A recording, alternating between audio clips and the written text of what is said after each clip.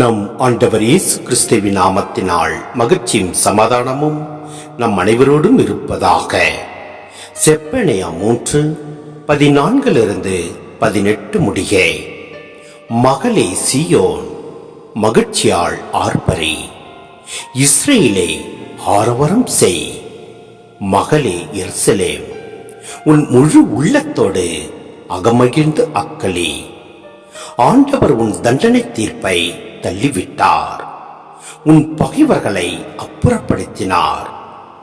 இஸ்ரேலின் அரசராகிய ஆண்டவர் உன் நடுவில் இருக்கின்றார். நீ இனி எந்த தீங்கிற்கும் அஞ்ச மாட்டாய். அந்நாளில் எருசலேமை நோக்கி இவ்வாறு கூறப்படும்: சீயோனே, அஞ்ச வேண்டாம், உன் கைகள் சோர்வடைய வேண்டாம். உன் கடவுளாகிய ஆண்டவர் உன் நடுவில் இருக்கின்றார். அவர் மாவீரர், மீட்பு அளிப்பவர்.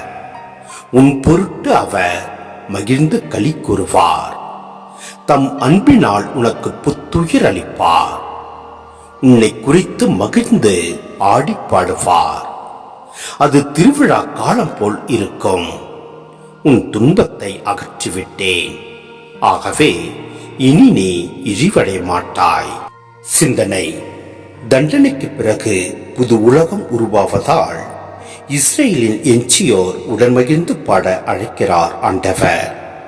அழிவுகளோடு தம் இறை வாக்குகளை தொடங்கிய செப்பனியா நம்பிக்கையோடு மகிழ்ச்சியோடும் தம் நூலை நிறைவு செய்வதை நாம் பார்க்கின்றோம். ஆம், நம் ஆண்டவர் நம் நடுவில் இருக்கின்றார். அவர் மாவீரர், மீட்பளிப்பவர். அவரை குறித்து நாம் மகிழ்ந்து களி கூறுவோம். அவரே நமக்கு புத்துயிர் அளிப்பார்.